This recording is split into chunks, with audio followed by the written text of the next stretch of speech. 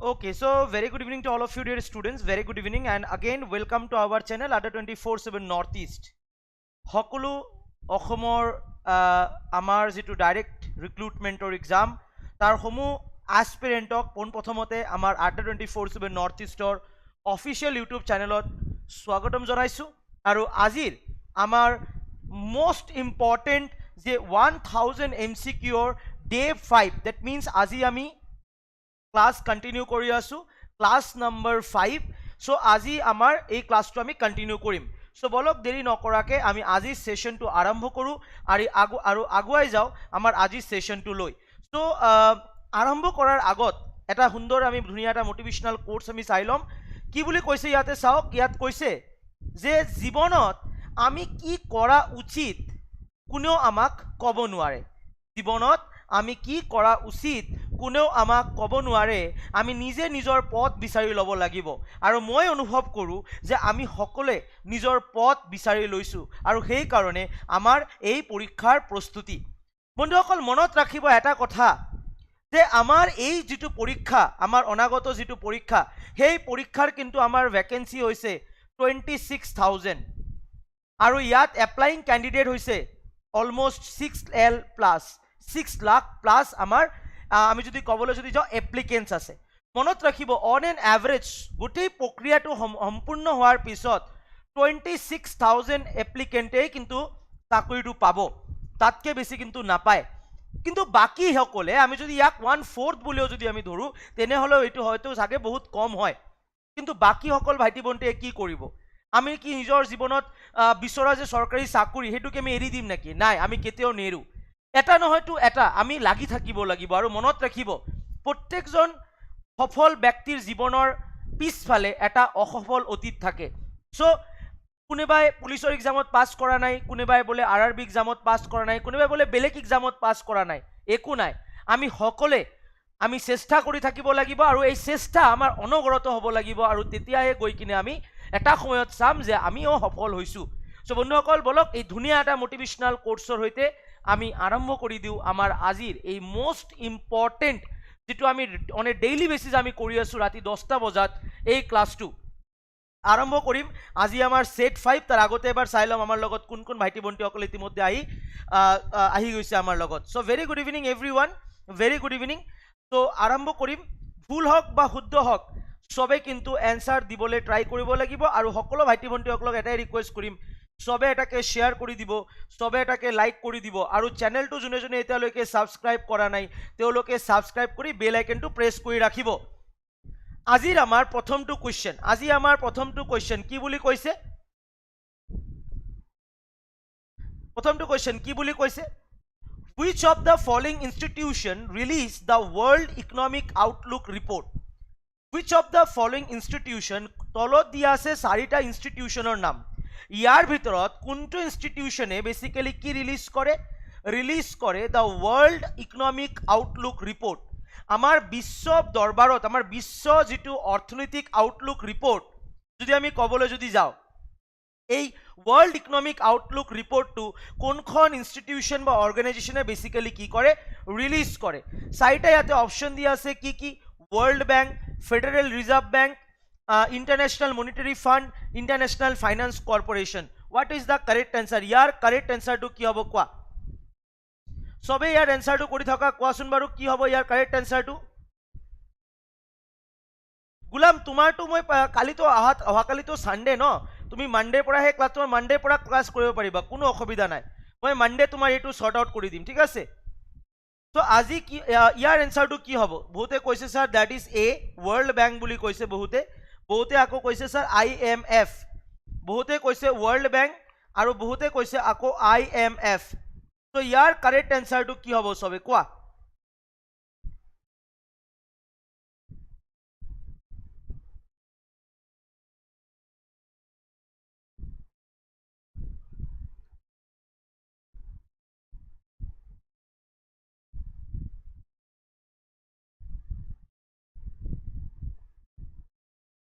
So question baru yaar correct answer to ki hobo kwa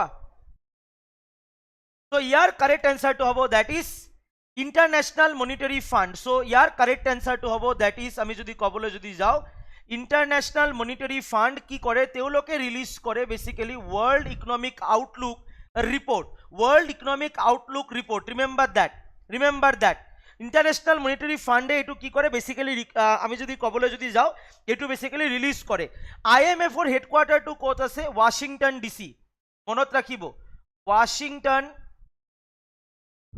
DC আৰু ইয়াৰ formation কেতিয়া হৈছিলে যদি আমি কবলৈ যদি যাও ইয়াৰ ফৰ্মেশন কেতিয়া হৈছিলে 27th ডিসেম্বৰ 1945 রিমেম্বার দ্যাট 1945 বর্তমান ইয়ার আমি যদি কবলৈ যদি যাও সিইও কোন হয় চিফ এক্সিকিউটিভ অফিসার কোন হয় ইয়ার ক্রিস্টেলিনা জর্জিয়াভা কে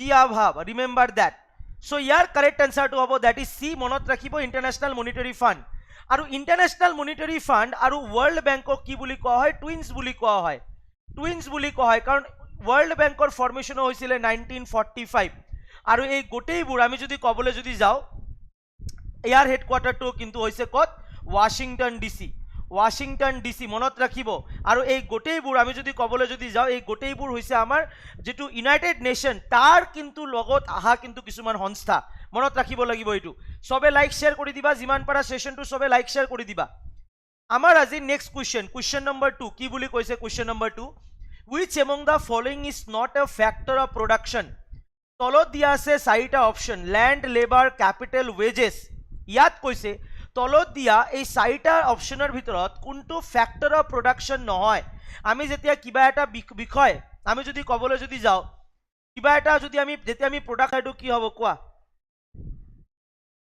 ইয়াৰ কাৰেক্ট আনসাৰটো কি হ'ব সবে কোৱা কৈছে স্যাৰ দ্যাট ইজ ওয়েজেস বুলি কৈছে বহুতে আকৌ লেবাৰ বুলি কৈছে বহুতে ওয়েজেস বুলি কৈছে বহুতে আকৌ লেবাৰ বুলি কৈছে আমি চাই লম নেকি বাৰু ইয়াৰ কারেক্ট আনসারটো কি হ'ব ডি বুলি কৈছে বহুতে কৈছে দ্যাট ইজ ওয়েজেস আমি যেতিয়া কিবা এটা বিষয় এটা যদি আমি প্ৰডাকশন কৰিবলৈ যেতিয়া চাও তাত আমাৰ ফ্যাক্টৰস অফ প্ৰডাকশন কোনটো নহয় যদি আমি চাবলৈ যদি যাও কারেক্ট আনসারটো হ'ব that is absolutely wages wages are not including the factors of production কারণ আমি যদি wages বুলি কবলৈ যদি যাও আমাৰ যেটো লেবাৰ ধৰা আছে আৰু লেবাৰ বুলি কলে লেবাৰক আমি wages এ দিও so land labour capital and organisation এইকেটা হৈছে আমাৰ কি এইকেটা হৈছে আমাৰ ফ্যাক্টৰস অফ প্ৰডাকশন এইকেটা হৈছে আমাৰ কি land labour capital is a very important with an organisation কাৰণ আমি যেতিয়া কিবা এটা প্ৰোডাকশন কৰিম আমাৰ তেতিয়া এটা কোম্পানি বা আমাৰ এটা অর্গানাইজেশন লাগিব so the correct answer to hobo that is ABC is a factor of production but wages is not a factor of production etu amar ki orthonitir khetrot bahut guruttopurno factors of production to monot rakhibo aji amar 3 number question soboke moi eta kothai kom june june session to sai ase ei class 2 Sunday to Sunday on every day at 10 am ot etu 10 pm ot etu hoi thake sobe session to jiman pare share kori dibo সবে সেশনটো যিমান পাৰে লাইকও কৰিব এটো আপোনালোকৰ প্ৰ্যাকটিছৰ কাৰণে আৰু চেনেলটো যদি এতিয়ালৈকে যদি আমাৰ সাবস্ক্ৰাইব কৰা নাই তেওঁলোক সবে সাবস্ক্ৰাইবটো কৰি লব ওকে তো আজি আমাৰ question number 3 very important question আজি আমাৰ question number 3 which of the following is not a method to calculate GDP আমাৰ যেটো গ্ৰছ ডোমেষ্টিক প্ৰডাক্ট আছে যদি আমি কবলৈ যদি যাও আমাৰ যেটো গ্ৰছ ডোমেষ্টিক প্ৰডাক্ট আছে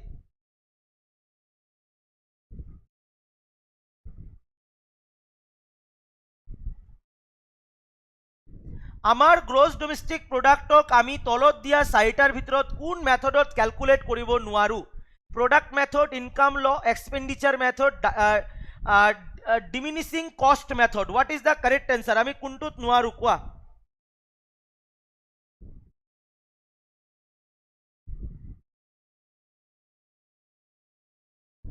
কোৱাচোন বাৰু ইয়াৰ কাৰেক্ট আনসাৰটো কি হ'ব সবে লাইক শেয়াৰ কৰি দিয়া আৰু ইয়াৰ কাৰেক্ট আনসাৰটো কি হ'ব কোৱা ইয়াৰ কাৰেক্ট আনসাৰটো হ'ব that is absolutely answer number D that is diminishing কস্ট মেথড মনত ৰাখিব আমাৰ জিডিপি ক্যালকুলেশনৰ কাৰণে আমি যদি কবলৈ যদি যাও income method expenditure method and product method আমি কিন্তু তিনিটা মেথডে কিন্তু কি কৰো আমি অ্যাপ্লিকেবল মানে আমি ইউজ কৰো product method expenditure method and income method but আমি ডিমিনিশিং কস্ট মেথডটো আমি ইউজ নকৰো remember that it's not a method of calculate national income or GDP জিডিপিৰ ক্ষেত্ৰত আমি এইটো কেতিয়াও ইউজ নকৰোঁ বন্ধুসকল মনত ৰাখিব জিডিপি বুলি ক'লে আমি কি বুজি পাওঁ ধৰি লওক এইটো হৈছে আমাৰ কাণ্ট্ৰি লাইক ইণ্ডিয়া আৰু এইটো হৈছে আমাৰ আমি এনেকুৱা এটা ৰাউণ্ড দি বুজাইছোঁ এইটো হৈছে আমাৰ কাণ্ট্ৰি ইণ্ডিয়া আৰু ইয়াত দুজন ফ্ৰেণ্ড আছে ৰাম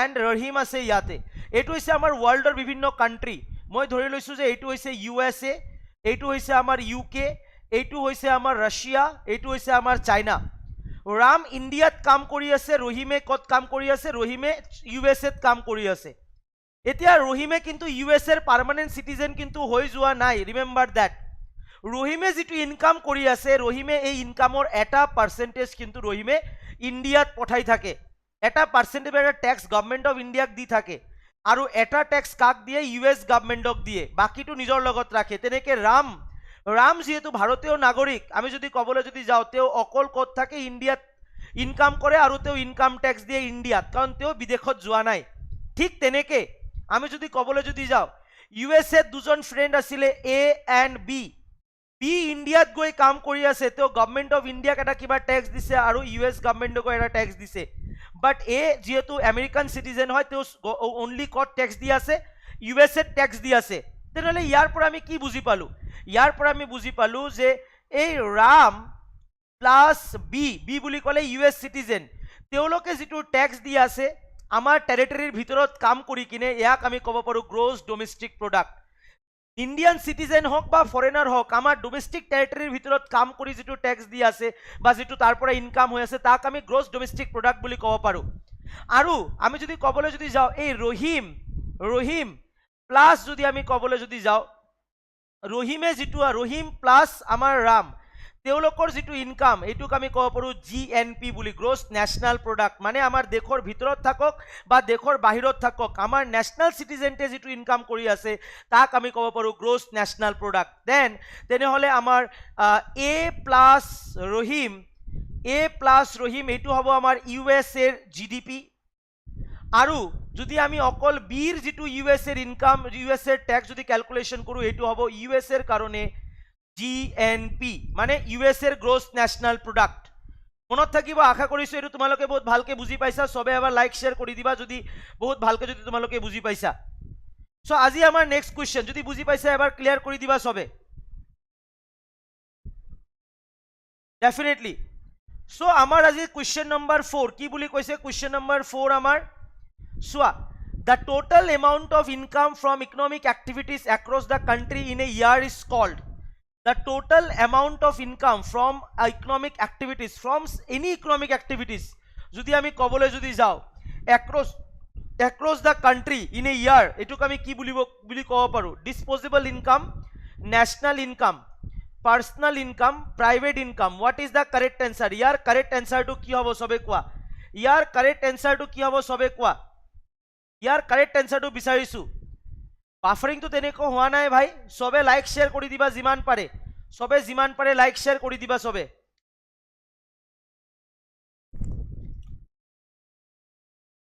ইয়াৰ answer to কি হ'ব the total amount of income from an economic activities across the country গোটেই ভাৰতবৰ্ষৰ ভিতৰত যেটো ইনকাম হয় গোটেই ভাৰতবৰ্ষৰ ভিতৰত যেটো ইনকাম হয় সেই ইনকামক যদি আমি কবলৈ যদি যাও সেই ইনকামক যদি আমি যদি তার টোটাল অ্যামাউন্ট অফ ইনকাম যদি আমি যদি ক্যালকুলেট কৰো তেনেহলে তাক আমি কি ইনকাম বুলি কম এইটো হ'ব আমাৰ কাৰণে remember that is a national income remember that is a national income remember that the total amount of income from economic activities across the country in a year is called national income মানে আমাৰ ৰাষ্ট্ৰীয় আয় মানে হৈছে আমাৰ ৰাষ্ট্ৰীয় আয় remember that ৰাষ্ট্ৰীয় আয় বুলি আমি ক'ব পাৰো and this income include wage interest rent and profit wage interest rent and profit remember that all are included in national income গোটেইটো ইনক্লুডেড হ'ব সবে লাইক শেয়ার কৰি দিবা এটাকে ঠিক আছে সবে এটাকে লাইক শেয়াৰ কৰি দিবা আজি আমাৰ কোৱেশ্চন নম্বৰ 5 কি বুলি কৈছে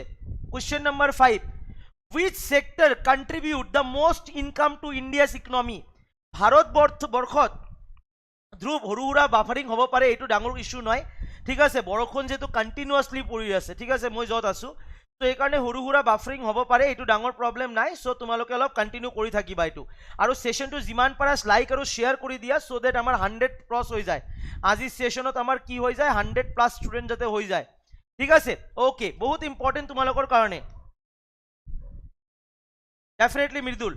সো হুইচ সেক্টর, কোনটো সেক্টরে আমার অর্থনীতিত কন্ট্রিবিউট করে সবতকে highest income, contribute the most income or the highest income to India's economy? What is the correct answer? So primary sector বুলি করে আমি agriculture and allied activities কব পারো, agriculture and allied activities বুলি আমি কব পারো। secondary sector বুলি কলে আমি কব পারো যে আমার জিমানবোৰ লাইক আমি যদি কবলে যদি যাও industry, construction and all, mining and all। tertiary sector বুলি কলে আমি কব পারো service and all, service sector and all, tertiary sector. মনত রাখিব সবতকে বেশি যেটো ইনকাম আহে ভারতের অর্থনীতিত, এইটো হৈছে যে সরকারি চাকরি কৰা মানুহে কেতিয়াও ট্যাক্স ফাঁকি দিব নোৱাৰিব, হয় না নহয়? তো সেই কাৰণে কারেক্ট আনসারটো হ'ব দ্যাট ইজ টার্সিয়ারি সেক্টর।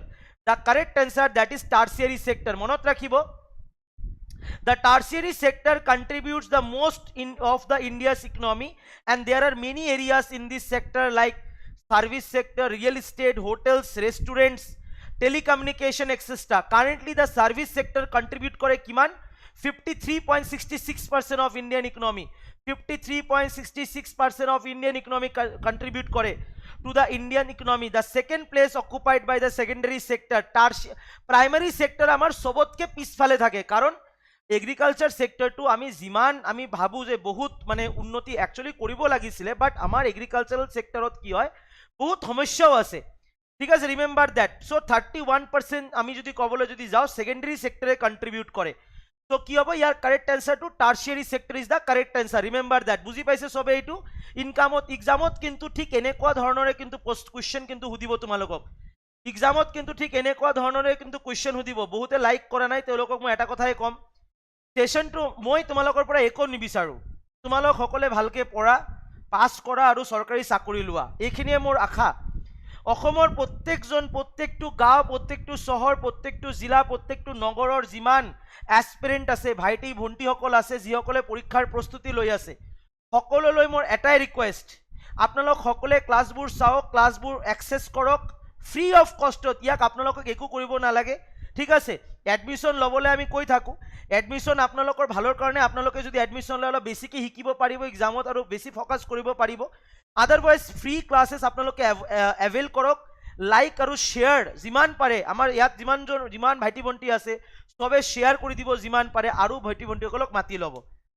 আজি আমাৰ কুৱেশ্যন নম্বৰ 6 কি বুলি কৈছে? আজি আমাৰ question number 6, which day is observed as rhino day in Assam? আমাৰ অসমত আমি কোনটো তাৰিখক আমি ৰাইনো ডে বুলি ক'ব পাৰোঁ? কোৱা, কোন তাৰিখক আমি ৰাইনো ডে ইন আসাম আমি ৰাইনো ডে বুলি ক'ব পাৰোঁ? কোন তাৰিখটোক কোৱা?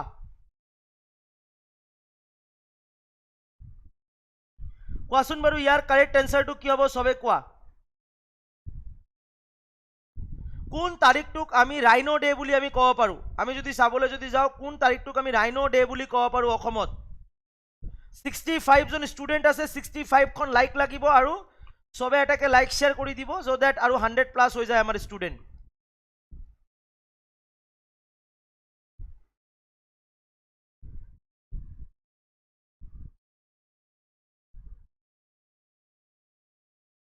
So the correct answer that is 22nd September, 22nd September Rhino Day, Radio Day নহয়, Rhino Day ভাইটি, ঠিক আছে। 22nd September, remember that 22nd September আমি এভরি ইয়ার কি সেলিব্রেট করো? আমি রাইনো ডে সেলিব্রেট করো। তেনেহলে আমার ডেট এন্ড ডেজ এক্সামৰ পয়েন্ট অফ ভিউৰ পৰা কিন্তু very very important, exam point of ভিউৰ পৰা কিন্তু ভেৰি ভেৰি ইম্পৰ্টেন্ট, মনত ৰাখিব এইটো, মনত ৰাখিব এইটো। আজি আমাৰ নেক্সট কুৱেশ্যন কি বুলি কৈছে সবে ভালকে চাই লওক। Which one is the highest mountain range of Assam? ইয়াত কিন্তু হাইয়েস্ট মাউন্টেন পিকৰ কথা কিন্তু কোৱা নাই, remember that. Which one is the highest mountain range in Assam? Highest mountain range in Assam বুলি আমি কাক ক'ব পাৰো? Patkai range, Namchai range, Barail range, বেথাৰতলি range. What is the correct answer? Question বাৰু। ইয়াত কিন্তু মাউন্টেন পিকৰ কথা কোৱা নাই, ইয়াত কি বুলি কৈছে? হাইয়েস্ট মাউন্টেন ৰেঞ্জ কোনটো আছে তাক সুধিছে। অসমৰ হাইয়েষ্ট মাউণ্টেইন ৰেঞ্জটো সুধিছে, কোৱা কি হ'ব? Patkai range, Namchai range, Barail range, Betharthali range.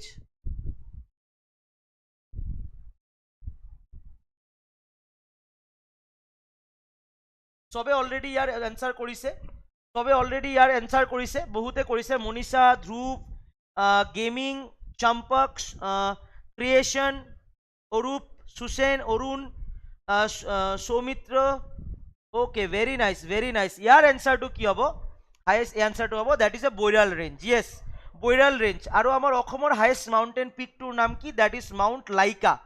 Mount Laika মনত ৰাখিব। নাগালেণ্ডৰ কি? That is mount Saramati. Mount Saramati. যদি আমি ক'বলৈ যদি যাওঁ, আমাৰ ত্ৰিপুৰাৰ কি আছে? বেটলিং চিপ। বেটলিং চিপ, ঠিক আছে। এনেকৈ নৰ্থ ইষ্টৰ গোটেই পাৰ্টবোৰতো মনত ৰাখিব লাগিব। তোমালোকক বাৰু হোমৱৰ্ক দিলোঁ, অৰুণাচল প্ৰদেশ, মেঘালয়, মণিপুৰ এণ্ড মিজোৰাম। কোৱা ছিকিমৰটোতো আমি সকলোৱে জানো, ছিকিমৰ কাঞ্চনজংঘাই হ'ব যিটো highest peak of India also, হয়নে নহয়?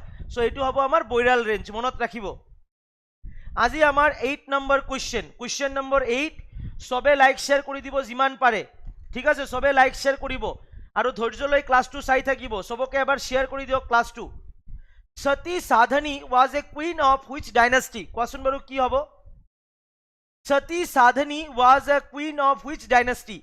সতী সাধনী কোনখন ডাইনেষ্টিৰ তেওঁ আমি যদি ক'বলৈ যদি যাওঁ কুইন আছিলে? কোৱা সতী সাধনী কোনখন ডাইনেষ্টিৰ তেওঁ কুইন আছিলে? কোৱা ইয়াৰ কাৰেক্ট এনসাৰটো কি হ'ব? Sati Sadhani was a queen of which dynasty? Ahom, Koch, Chutia, Dimasa হ'ব। ডিমা ত্ৰিপুৰা বুলি দিছে, ডিমাচা হ'ব লাগে আই থিংক, ঠিক আছে? ডিমাচা হ'ব লাগে। কাৰ আছিলে কোৱাচোন বাৰু? নাই সুসেন, মই চোৱা, মই সকলোকে চাই থাকোঁ বাৰু, কাৰোবাৰ নাম কেতিয়াবা লোৱা নহয়, ঠিক আছে? বেয়া নাপাবা কোনেও।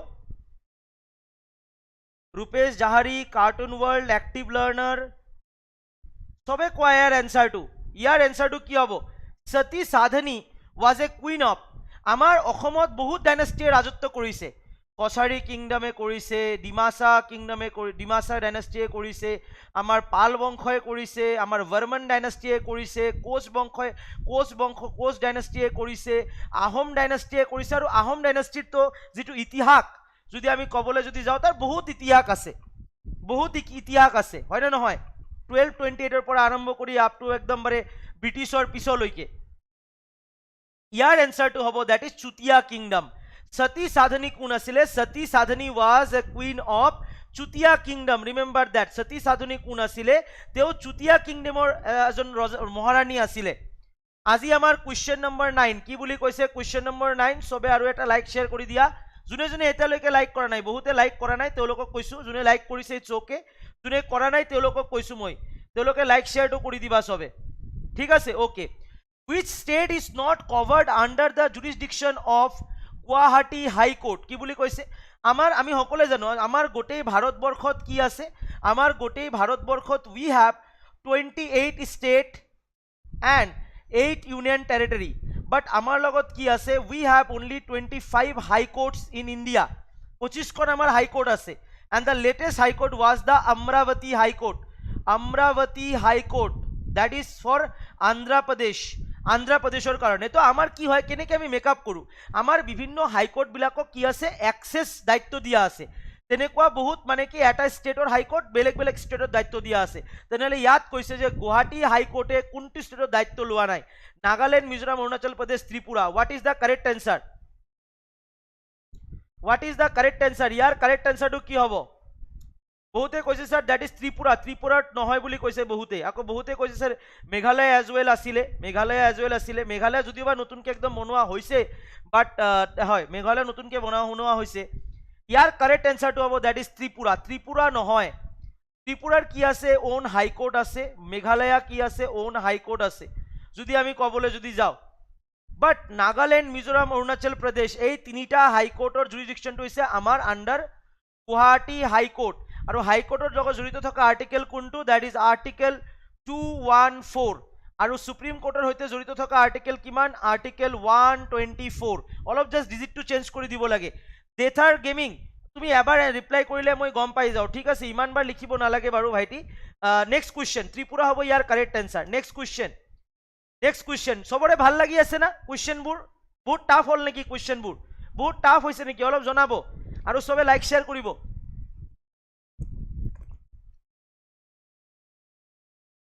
This definitely Kuldeep, definitely. So which part of the computer carries out the arithmetic and logical operations? Question baru ki hobo? Which part of the computer carries out arithmetic and logical operation? Question baru ki hobo yar correct answer to? Gulam moi olop pisot dim etu. Samima yar answer to kwa? ভাল লাগিছে না সবৰে question বিলাক kindly জনাবা সবে অজয় কৈছে নো sir ঠিক আছে okay very nice okay mount का मौत का सौदागर बाप रे भयानक भयानक नाम আছে আৰু डेफिनेटली ध्रुव तो यार करेक्ट आंसर टू কি হ'ব সরি মই আগতে आंसरটো দি দিলু which part of the computer carries out the arithmetical and logical operations চাৰিটা অপশন আছিল आंसरটো হ'ব প্রসেসিং আমি যদি কবলে যদি যাও প্রসেসিং এলিমেন্ট ঠিক আছে প্রসেসিং এলিমেন্টস যোনে যোনে টেলিগ্রাম গ্ৰুপত জয়েন হ'ব বিচাৰে মোৰ এটো ভিডিও ডেসক্ৰিপচনত টেলিগ্ৰাম গ্ৰুপৰ লিংক দিয়া আছে তাৰ পৰা জয়েন হৈ যাব পাৰিব সো ইয়াৰ কাৰেক্ট আনসাৰটো হ'ব processing element the processing element carries out the arithmetic and logical operation while the control unit changes the order of question in response to stored information so ইয়াৰ correct আনসারটো হ'ব that is B that is processing elements remember that processing elements to হ'ব correct answer আমার আজির 11 নম্বর question তার আগত মই সকলো ভাইটি ভন্টি সকলক এটা কথা কম আজি যেটো সন্ধিয়া 7টা বজাৰ ক্লাসটো যেটো হোৱা নাই all about Indian river system অহাকালি সানডে ৰাতিপুৱা 10 am আমি হেতু ক্লাস কন্টিনিউ কৰিম ঠিক আছে সবে আহি যাবা all important river system remember that thank you Manisha thank you so much who had proposed the principle of modern computer in his 1936 paper who had proposed the principle of modern computer in 1936 paper কোনে for the first time যদি আমি কবলে যদি যাও proposed কৰিছিলে modern কম্পিউটাৰৰ বিষয়ে principle of modern কম্পিউটাৰৰ বিষয়ে in his paper in 1936 ত Alan Turing Geoff Tootill Ferranti Mark Grace Hopper what is the correct answer ইয়াৰ কাৰেক্ট আনসাৰটো বিচাৰিছো সবে কোৱা ইয়াৰ কাৰেক্ট আনসাৰটো কি হ'ব গ্ৰুপ কৈছে স্যাৰ এলেন টিউৰিং বুলি কৈছে মুনমি কৈছে এলেন টিউৰিং পলা স্কিপ কৰিলে অজয় কলে এলেন টিউৰিং বুলি মুনমিও কৈছে এলেন টিউৰিং তো কি হ'ব ইয়াৰ কাৰেক্ট আনসাৰ অৰুণ এ মৃদুল এ এলেন টিউৰিং টু বেসিকে আনসাৰ আহি আছে চাইলো আগত লাইকটো কিমান পৰিছে তাৰ পিছত আনসাৰটো আজি কৈ দিম বাৰু ইয়াৰ লাইক কিন্তু এতিয়ালৈকে হোৱা নাই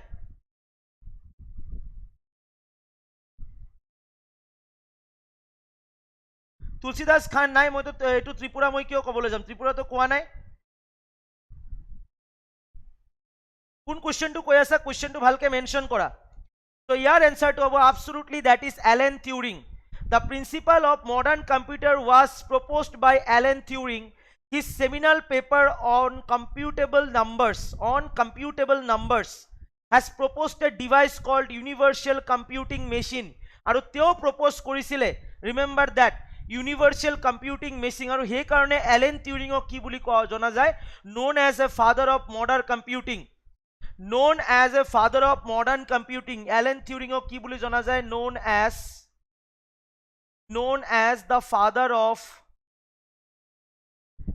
as the father of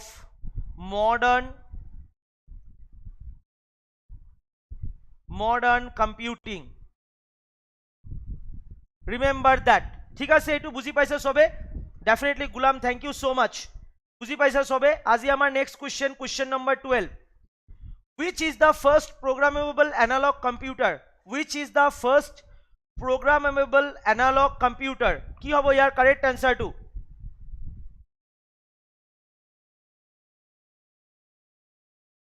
south pointing chariot planisphere castle clock astrolab what is the correct answer here correct answer to ki hobo which is the first programmable analog computer kuntu asile prothom first programmable analog computer moi computer opora question kiyo disu monot rakhibo apnaloke jitu postor karone exam di ase ei postot apnaloke kintu ei to section that means as an আমি যদি ক'বলৈ যদি যাওঁ LD এৰ পৰা আৰম্ভ কৰি basically assistant লেভেলৰ প্ৰগ্ৰাম বিলাক আপোনালোকে হ্যান্ডেল কৰিব লাগিব সো ফৰ দ্যাট ৰিজন আমাৰ কম্পিউটাৰৰ পৰা কোৱেশ্চন থাকিব পাৰে এক্সামত ঠিক আছে সো ইয়াৰ কাৰেক্ট এনসাৰটো কি হ'ব which is the first programmable analog computer বহুতে জানিব পাৰে বহুতে নাজানিব পাৰে বহুতে কৈছে sir that is castle clock আমি চাই লও বাৰু অৰূপ মনীষা মৃদুল লক্ষীকান্ত লক্ষীনাথ আমি চাই লও ইয়াৰ কারেক্ট এনসারটো হ'ব that is absolutely castle clock castle clock হৈছে a hydro powered mechanical astronomical clock a hydro powered মনত ৰাখিব a hydro powered mechanical astronomical clock which was invented by Al-Jazari এইটো কি কৰিছিলে Al-Jazari এইটো ইনভেন্ট কৰিছিলে Al-Jazari was the first programmable analog clock আৰু এইটো আছিল first programmable analog computer clock remember that ঠিক আছে so the correct answer number C Castle clock আজি আমাৰ 13 number question যোনে যোনে এতিয়ালৈকে লাইক শেয়াৰ কৰা নাই এটা লাইক বিচাৰিছো তোমালোকৰ পৰা যদি ক্লাছটো কৰি কিনে কিবা উপকাৰ হৈছে তোমালোকে যদি কিবা ভালকে শিকিব পাৰি আছা তোমালোকৰ পৰা এটাই বিচাৰিছো এটো হৈছে এটা লাইক আৰু এটা শেয়াৰ যিমান পাৰে বন্ধুসকলক মাতি লওক আৰু শেয়াৰ কৰি দিয়ক 13 নম্বৰ কোৱেশ্চনটো আমাৰ কি বুলি কৈছে where are the instruction which are used to run a digital computer stored where are the instruction which are used to run a digital computer stored motherboard hard disk memory all of the above what is the correct answer question baru yar correct answer to ki hobo sobe koa yar correct answer to ki hobo sobe koa yar correct answer to bisarisu sobe koa yar correct answer to ki hobo where is the ami jodi kobole jodi jao where are the instruction which are used to run a digital computer stored jodi ami kobole jodi jao yar correct answer to ki hobo যদি আমি কবলে যদি যাও ইয়াৰ correct টু বহুতে কৈছে sir that is a memory all of the above বুলি কৈছে বহুতে আগো binary from as well the correct answer টু হবো that is memory the correct answer that is a memory a digital computer works by counting comparing and manipulating various digits and their combination as per the instruction which are stored in the memory so ইয়ার correct answer টু hard disk নহবো that is memory that is all of the above নহবো এটো কি হবো এটো memory হবো correct answer to hobo that is memory ঠিক আছে এটো hobo memory remember that C hobo is the correct answer memory আজি আমার 14 number question কি বলি কইছে which is the largest Indian museum সাইটা অপশন দিয়া আছে Nizam's museum Salarjung museum AP state archaeology museum Indian museum of Kolkata আমার ভাৰতবৰ্ষৰ সবতকে ডাঙৰ মিউজিয়াম কোনটো কক আমাৰ ভাৰতবৰ্ষৰ সবতকে ডাঙৰ মিউজিয়াম কোনটো সবে আনসাৰ কৰিবলৈ চেষ্টা কৰক ভাৰতবৰ্ষৰ সবতকে ডাঙৰ মিউজিয়াম কোনটো কক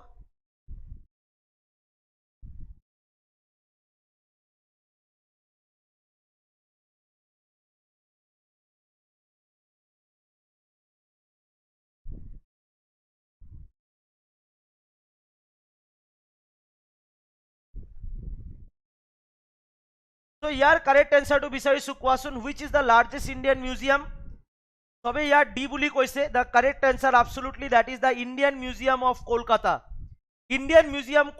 it is the largest museum in India it was founded by 1814 and it's also the oldest Indian museum not only the largest as well as the oldest also monot rakhiba etu oldest museum bulio koa hoy ঠিক আছে বহুত important এই কোশ্চেনটো এক্সামত বহুত বার আহে এটু not only largest যদি oldest যদি আহে ইন্ডিয়ার ভিতৰত সবতকে ওল্ডেস্ট মিউজিয়াম কোনটো তেনেহলে কিন্তু answer is the same that is the Indian museum of Kolkata remember that আমার আজিৰ 15 নম্বৰ কোশ্চেন মই তাৰ আগতে সকলোকলৈ ৰিকুৱেষ্ট কৰিছো সবে যিমান পাৰে লাইক আৰু শেয়াৰটো কৰি দিব আৰু এটা কথা কৈ দিছো আমাৰ যেটো ডাইৰেক্ট ৰিক্ৰুটমেন্টৰ MCQ practice batch the class টু স্টাৰ্ট হবো আমাৰ ফ্ৰম 20 জুলাই আপোনালোকে জয়েন কৰিব পাৰে আৰু এই ক্লাসটো আপোনালোকে কন্টিনিউ কৰিব পাৰে very very important class exam point of ভিউৰ পৰা বহুখিনি হেল্প কৰিব আচ্ছা who played the lead character in the movie Bandit Queen বহুত বার আহিছে very very important question who played the lead character in the movie Bandit কুইনত lead role কোনে কৰিছে লিড ৰোল কোনজন মহিলাই কৰিছে সোনালী সাহা रूपा Ganguly Seema Biswas Sangita Mahapatra what is the correct answer क्वा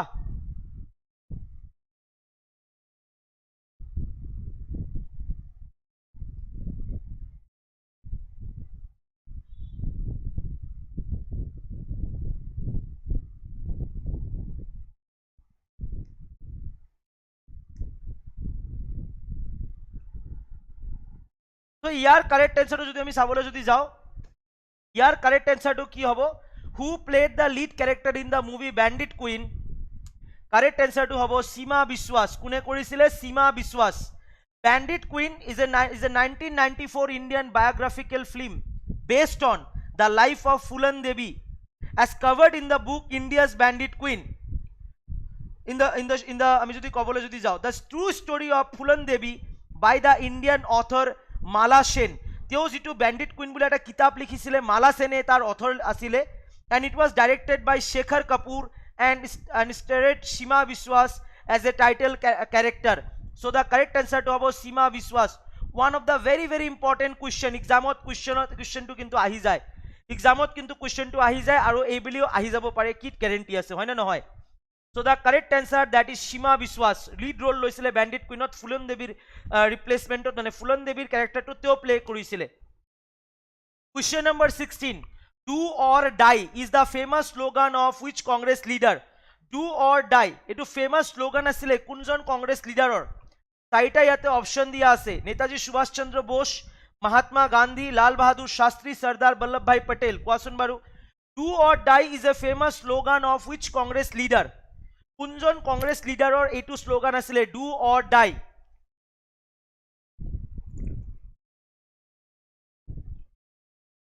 কোৱা, ইয়াৰ কাৰেক্ট এনসাৰটো বিচাৰিছো, সবে কোৱা। Do or die is a famous slogan of which Congress leader? Correct অ্যান্সারটো হ'ব absolutely মহাত্মা গান্ধী। কেতিয়া দিছিলে? আমি যদি কবলৈ যদি যাও কুইট ইন্ডিয়া মুভমেন্টত, কুইট ইন্ডিয়া মুভমেন্ট যেটো আৰম্ভ হৈছিলে 8 আগষ্ট 1942 আৰু এই কাৰণে ইয়াক আগষ্ট মুভমেন্ট বুলিও কোৱা হয়, আগষ্ট মুভমেন্ট বুলিও কোৱা হয়, ৰিমেম্বাৰ দ্যাট। তাত মহাত্মা গান্ধীয়ে কৈছিলে ডু অর ডাই, করো ইয়া মারো, হয় না নহয়? ডু অর ডাই, করো ইয়া মারো। সবে লাইক শেয়ার করে দিব ভাইটি বন্টি সকলে। ডু অর ডাই যদি আমি কবলৈ যদি যাও ফেমাস স্লোগান অফ মহাত্মা গান্ধীৰ আছিলে এইটো। 17 নাম্বার কোয়েশ্চন আমার, the pioneer of communism in India. আমার ভারতবর্ষত কমিউনিস্ট যেটো চিন্তাধারা তার পাইনার মানে তার জন্মদাতা কোন আছিলে? M N Roy, M R Jayakar, S A Dange, Nalin Gupta. What is the correct answer? ইয়ার কারেক্ট অ্যান্সারটো বিচাৰিছো, সবে কোৱা, সবে কোৱা। মতকা সদাগৰ, ধ্ৰুব। মতকা সদাগৰ তোমাৰ ভাল নামটো কি বাৰু? কেনেকুৱা যেন লাগি আছে নামটো আৰু? মনীষা মহাত্মা গান্ধী কৈছে, আগৰ এনসাৰটো সবে দিছে। ওকে, ইয়াৰ দিয়া জয়ন্ত সিনহা, মোহনদাস গান্ধী। ইয়া তুমি তো নিজৰ তাৰ একদম বাৰে। আচ্ছা, নেক্সট কোয়েশ্চনৰ এনসাৰটো দিয়া। Pioneer of communism in India.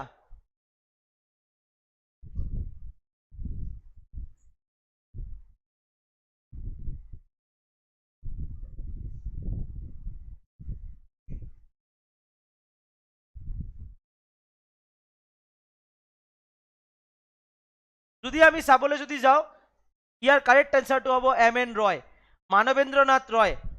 Manabendranath Roy was the first person যিনে 1934ত আমি যদি কবলৈ যদি যাও আনঅফিচিয়ালি কি কৰিছিলে? তেওঁ কনস্টিটিউশনৰ ফাৰ্স্ট ডিমান্ড দিছিলে। তেওঁ কনস্টিটিউশনৰ কি দিছিলে? ফার্স্ট তেওঁ ডিমান্ড দিছিলে, রিমেম্বার দ্যাট। ফার্স্ট তেওঁ ডিমান্ড দিছিলে। সো কি হ'ব? Manabendranath Roy, M N Roy. আজি আমার 18 number question, under whose presidentship Congress spilled into two group.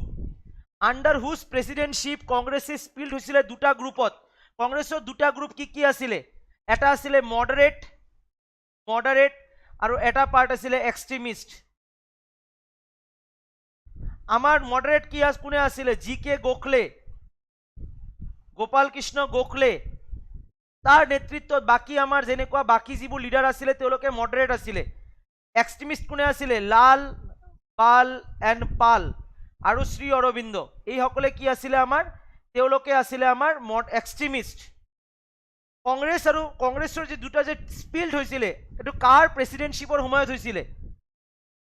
যদি আমি কবলৈ যদি যাও দ্য সুৰাট স্পিল্ড বুলি কোৱা হয়, দ্য সুৰাট স্পিল্ড।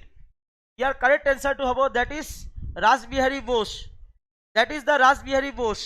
আৰু এইটো আকৌ পেক্ট হৈ গৈছিলে কিমান চনত? The Lucknow pact, the Lucknow pact, the Lucknow pact in 1916 1916 চনত।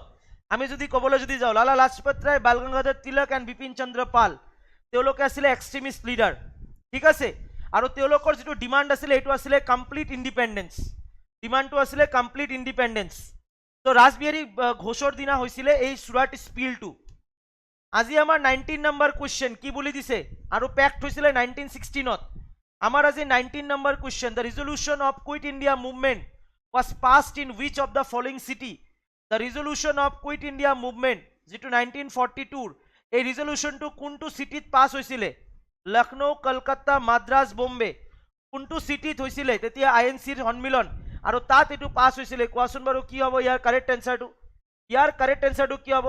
80 ৰ ওপৰত 90 ওচৰা-ওচৰি ষ্টুডেন্ট আছা, এনেকুৱা কোন ষ্টুডেন্ট আছা ভাই যে এটা লাইক দিবলৈ তোমালোক মানে কাৰোবাৰ হাত বিখাই গৈছে, এটা লাইক দিবলৈ তোৰ টকা নালাগে ন।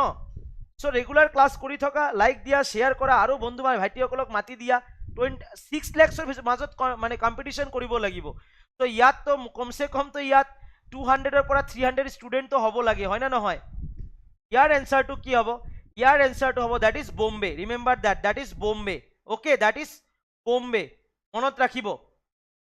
কুইট ইণ্ডিয়া মুভমেণ্টৰ যিটো ৰিজলিউশ্যন এইটো পাছ কৰিছিলে আইএনচিৰ বোম্বে সেশনত, আইএনচিৰ বোম্বে সেশনত। Remember that, Bombay session of INC. আজি আমাৰ 20 নম্বৰ কুৱেশ্যন, কুৱেশ্যন নম্বৰ 20 কি বুলি কৈছে? আমাৰ আৰু আজি কুৱেশ্যন থাকিব অলপ। Simon commission was sent to India in 1928. At that time, who was the Prime Minister of Britain? Simon Commission was sent to India 1928 1927 actually. Simon Commission India তাইছিল 1927. At that time, Prime Minister of Britain কোন আছিলে কোৱা? Prime Minister of Britain কোন আছিলে তেতিয়া? কোৱাচোন বাৰু, Prime Minister of Britain তেতিয়া কোন আছিলে?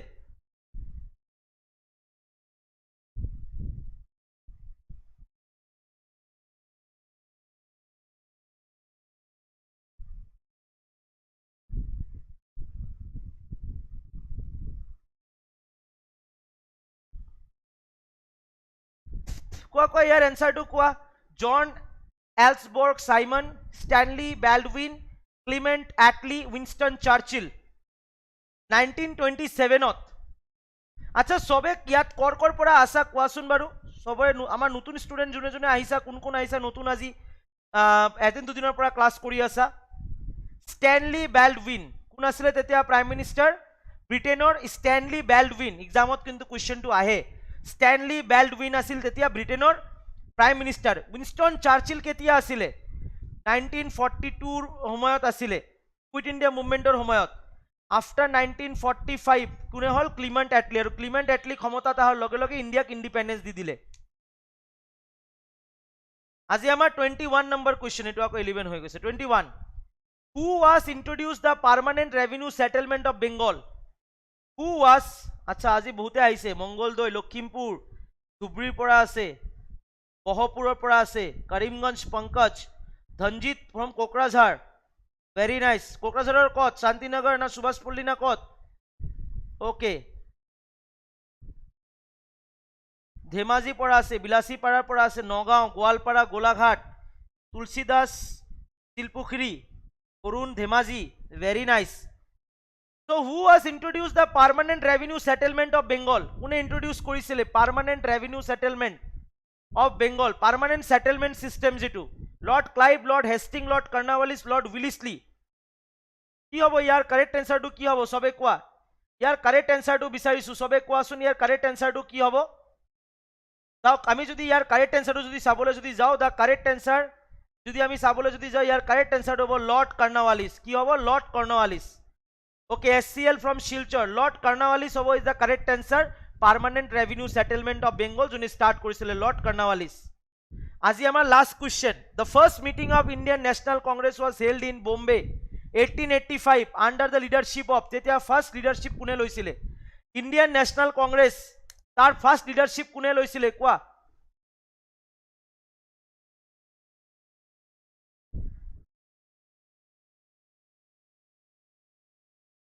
আচ্ছা এটা কথা কৈ দিও বাৰু, অহাকালি তো সানডে, অহাকালি ৰাতিৰ ক্লাছটো কিন্তু এবাৰ চেক কৰি লবা।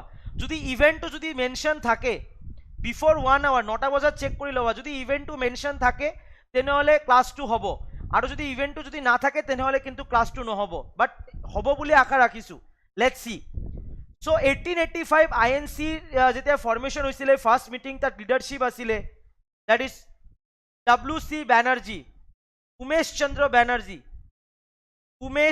বেনাৰ্জী WC বেনাৰ্জী আছিলে first president first general secretary কোন আছিলে A.O.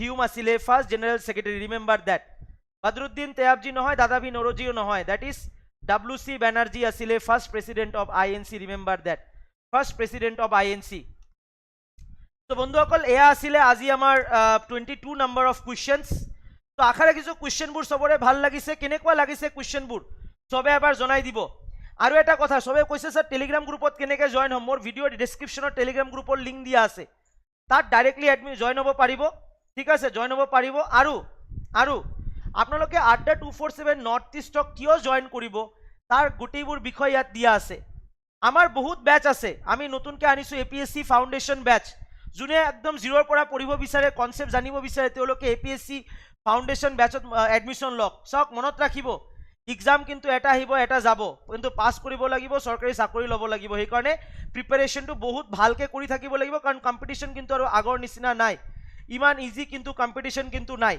লগতে RRB NTPCৰ কাৰণে আমি ৰেলৱে স্মাৰ্ট বেচ আনিছোঁ আৰু আমাৰ জেনকম স্মাৰ্ট বেচ আনিছোঁ ফৰ SSCৰ যিটো আমাৰ 70,000 ভেকেঞ্চি এতিয়া ওলাব এইটো মাহত তাৰ কাৰণে আমাৰ SSC এক্সামটো আমাৰ দিবই লাগিব চবে ঠিক আছে আৰু আমাৰ MCQ প্ৰেক্টিছ বেচ যোনে যোনে এতিয়ালৈকে এডমিশ্যন লোৱা নাই 20 জুলাইৰ পৰা ক্লাছ ষ্টাৰ্ট হ'ব মই এটা কথাই ক'ম চাকৰি এবাৰ পাই গ'লে জীৱনত টকা পইচা সব কিবা কিবি আহি যায় বাট মনত ৰাখিব সেইকাৰণে আমি অলপ প্ৰিপাৰেশ্যন ল'ব লাগে এতিয়া বহুতে ভাবিব যে ছাৰহঁতে তো বিজনেছ কৰিবলৈ আহিছে বিজনেছ নহয় 1500 টকাত কিবা বিজনেছ হ'ব নেকি বাৰু 1500 টকাত কি বিজনেছ হ'ব আৰু আমি এডমিশ্যনো ল'ম অনলি 200 আমাৰ এইটো বেচত কেপাচিটি ৰাখিছোঁ আমি 200 তাৰ বেছি আমি নলওঁ এডমিশ্যন তো আহক এডমিশ্যন লওক ক্লাছ কৰক ঠিক আছে Y225 ডিছকাউণ্ট কোডটো ইউজ কৰিব আৰু